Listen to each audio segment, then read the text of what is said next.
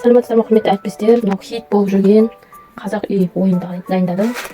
Бұл ойын 7 қабырғадан тұрады. Мына шаңырақта қазақи ертегілер бар, QR код арқылы балалар қарайды. Сосын айналасында 7 тапсырмасы бар. Енді бұл ойынның қалай жасалу жолын, қалай ойнаймыз, соны түсіндіріп жіберсем.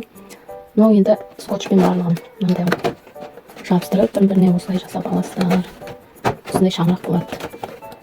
Сосын енді мынаны білесіздер ғой, мынаның астында қазақ үй ішінде мынандай шеңбер бар. Сол шеңберде 7 асық тұр. Осы тапсырманы балалар асықты лақтыру арқылы орындайды. Мына жерде күлгін түсті асық түсті, астында тапсырма пирамида. Мына жерде мынаны бір-біріне мен былай бекіттім. Скотіне липучкамен былай жасап, мынандай қылып бір-біріне бекіттірдім. Қазақ үй 4-7 қабырға осылай бір-біріне бекіттірді. Бұл жерде ыңғайлы болсын деп, балаларға тапсырма орындатқанда. Мына жерде міне шеңбер. Бұл қазақ үйдің ішінде тұрған шеңбер, 6 тапсырмасы бар. Бұл тапсырманы қалай орындаймыз? Кубикті лақтырамыз, қандай асық түседі? Қызғылт түсті де, астын ашамыз, люли шеңбері. Мына жерде тапсырмалардың барлығын орындаймыз. Былай түсіндіріп айтып кетейін. Мынау біріншісі мынадай ойын. Балалардың есте сақтау қабілетін дамытатын. Мынаның астында есте асықтарды бала есіне сақтап, екі бірдей түскен асықты өзіне ұтып алып ойнайды. Мысалы, мына жерде бүйтіп ашамыз. Бүйтіп ашамыз. Осылай ойнайды. Екі бірдей асық түсті, соны бала кім көп осындай фишка жинайды, сол бала жеңіске жетеді. Келесі ойын пирамида ойыны. Бұл жерде асықтарды бірінің үстіне бірін қояды. Пирамида.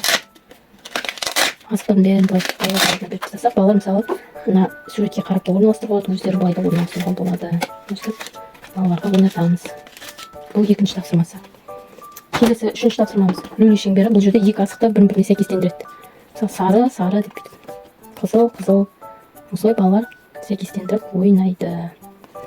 Бұл үшінші тапсырма. Төртінші тапсырма балалардың саусақ моторикасын дамытады бұл жерде. Балалар мынаны шешеді, асықты алады, мына түсіне қарай асықты бүйтіп жіптен өткізіп, соны байлайды. Бұл төртінші тапсырма. Келесі мына жерде фонарик ойыны. Бұл жерде балалар мына қазақ үйдің артында ұлттық аспаптар жасалынған. Соны фонарик арқылы қарап, қандай аспап екенін атайды. Бұл бесінші ойын. Сосын мына ойын үйлі. Бұл жерде қазақи көйлектер, тымақ, камзол деп соны балалар былай құрастырады өздері. Дөңгелекті бар. Өстіп құрастырып ойнайды. Тапсырмалары мына астында. Ұяшқа ашу арқылы балалар тапсырмаларды орындайды. Сосын мыналарды мен осылай